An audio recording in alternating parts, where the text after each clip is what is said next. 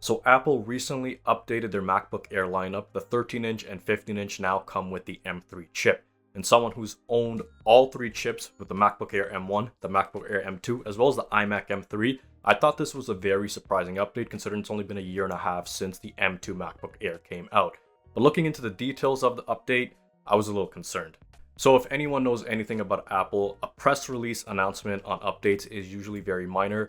I didn't really expect anything major, especially when I realized it was a press release. And looking into the actual M3 MacBook Air update, I was actually quite disappointed. The only thing that's really been updated on this is the M3 chip itself, and the Wi-Fi has improved as well as a new mic.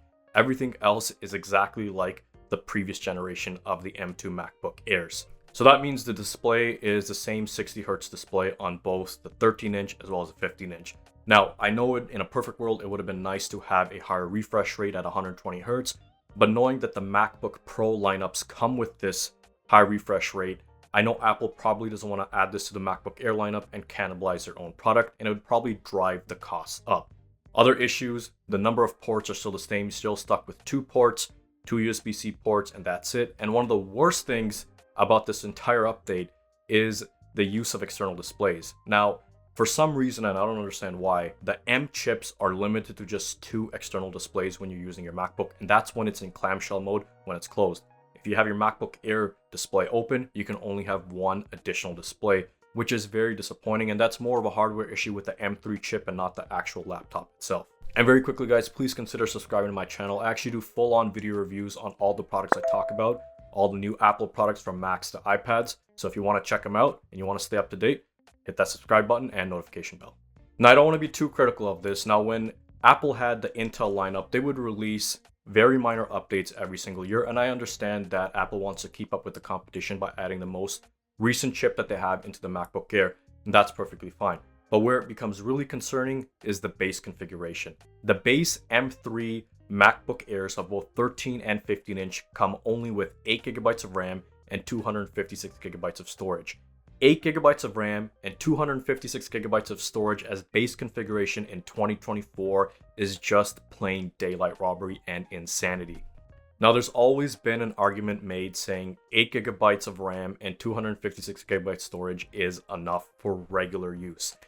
And I completely disagree with that. In 2024, with the way that applications are trending, demanding more resources, and demanding more storage, it simply isn't enough. Now, if you're a normal user, quote unquote regular user, which I don't know what that means when other YouTubers make this comment, I would suggest for $1,100 USD, which is the base price of the MacBook Air M3 13-inch, you could get a much cheaper variant with probably better specs, better RAM, better storage, and do the same regular work that you want to do. So this whole notion that it's simply good enough for regular use, it's not good enough excuse in 2024.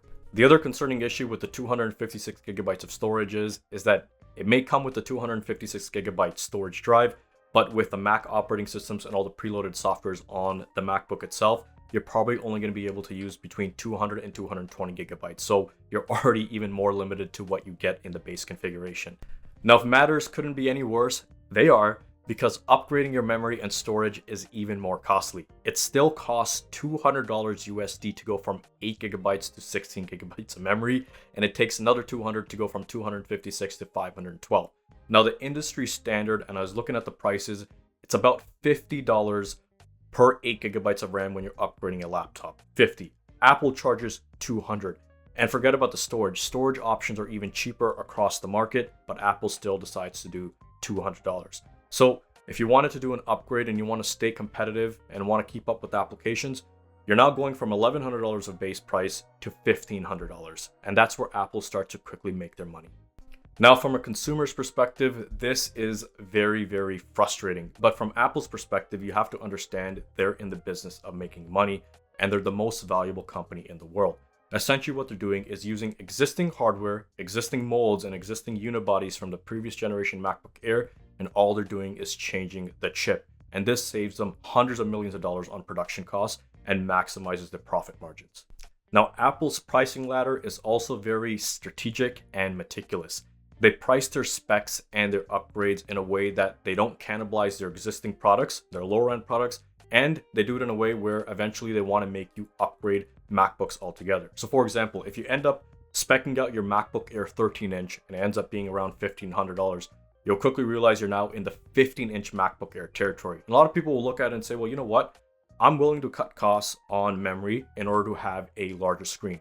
So eventually Apple has now taken you from a 13-inch to a 15-inch. And if you spec it out more enough, you'll eventually end up being in the MacBook Pro lineup of changes. So Apple is very strategic and is one of the most cunning and probably the best marketing companies in the world. Now, with all that being said, it's not all bad news. With the launch of the M3 MacBook Air, that means Apple has actually dropped the price on the M2. Now, the M2 MacBook Air, in my opinion, is the perfect MacBook for everybody, whether it's quote-unquote regular use or for high-intensity productivity and even computer science and programming. I actually did an entire video review of the MacBook Air M2. You can check it out right here. But with the decreased cost, this is the MacBook that you should be going for. Also, if you decide to buy a refurbished Apple product, you'll save an additional $150, which is a very competitive price for laptops these days. Now, this begs the question, should anyone purchase the MacBook Air M3? And the answer is yes. If you're coming from a very old MacBook and you want to upgrade to the newest and most current generation and you like the unibody design of the MacBook Air, then absolutely. But the only issue now is because with the limited upgrades of the generation of M chips from M1 to M2 to M3 in terms of performance, this is not the most competitive in terms of pricing. And like I said, I personally recommend that you go with the M2 MacBook Air because it's a very incremental change. Now, I've had an M3 machine. I did an entire review on the iMac M3. You can actually check it out right here as well. And the performance difference between an M2 and M3 was very, very incremental.